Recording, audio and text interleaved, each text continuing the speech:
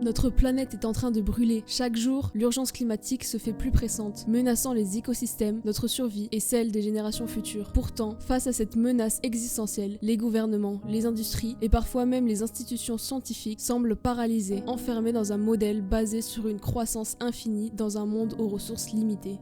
Mais certains scientifiques ne peuvent plus se contenter d'observer le désastre. Ils ont choisi d'agir, de s'unir et de se rebeller pour dénoncer l'inaction des puissants. Bienvenue dans le monde des scientifiques en rébellion. Dans ce documentaire, nous rencontrons des membres éminents de ce collectif déterminé. Ces scientifiques, issus de toute discipline, refusent de rester spectateurs face à l'effondrement de notre biodiversité et au changement climatique. Ils prennent des risques personnels et professionnels pour faire bouger les lignes, en allant jusqu'à la désobéissance civile pour secouer nos consciences. Bonjour à tous, je suis Samir en compagnie d'Eléa. Aujourd'hui, on va aller voir les scientifiques en rébellion. On a pas mal bossé sur le sujet justement. On va à la rencontre de 3 scientifiques directement dans leur laboratoire. Allez, suivez-nous.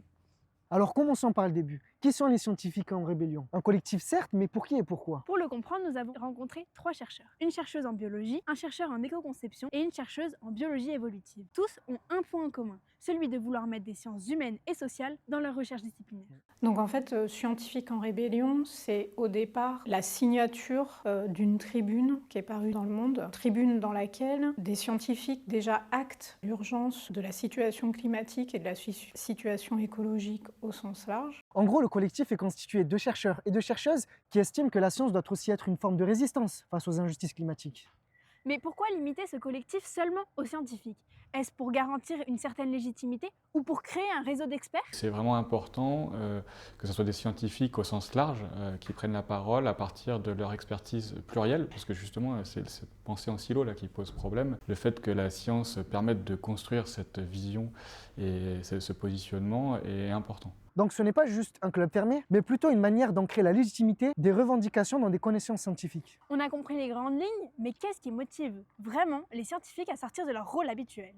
Peut-être qu'on perçoit de plus en plus une dissonance entre la façon dont on fait de la science et ce qui se passe autour de nous. Et la science, en fait, un collègue me disait récemment, il parlait de tour d'ivoire. On est dans une tour d'ivoire. Et par exemple, il me semble que si un scientifique s'intéresse à la philosophie, c'est une bonne idée, parce qu'on peut réfléchir sur notre objet d'étude et faire des choses intéressantes. En revanche, si on fait que de la philosophie et qu'on ne s'intéresse ni au social ni au politique, il y a quand même un gros souci. La technique fait sur le monde vivant, elle fait du bien, mais elle fait aussi beaucoup de mal. D'accord, on a bien compris, ils sont motivés, mais concrètement, qu'est-ce qu'ils font? Manifester, publier des articles, faire de la désobéissance civile? L'action menée avec Scientifiques en rébellion, c'est d'investir les assemblées générales des banques, et notamment celle de BNP Paribas, et de prendre la parole et de poser des questions aux actionnaires vis-à-vis des engagements de la banque. Donc ça s'est fait en 2023 et réitéré en 2024. Bon là, c'est tout simple, hein, il suffit d'acheter une action de BNP Paribas et de venir à l'Assemblée générale et de confronter en fait les investisseurs par rapport aux investissements faits dans les énergies fossiles. En fait, leurs actions vont bien au-delà du laboratoire, avec parfois des risques pour leur carrière. Leur objectif, marquer les esprits et interpeller les politiques.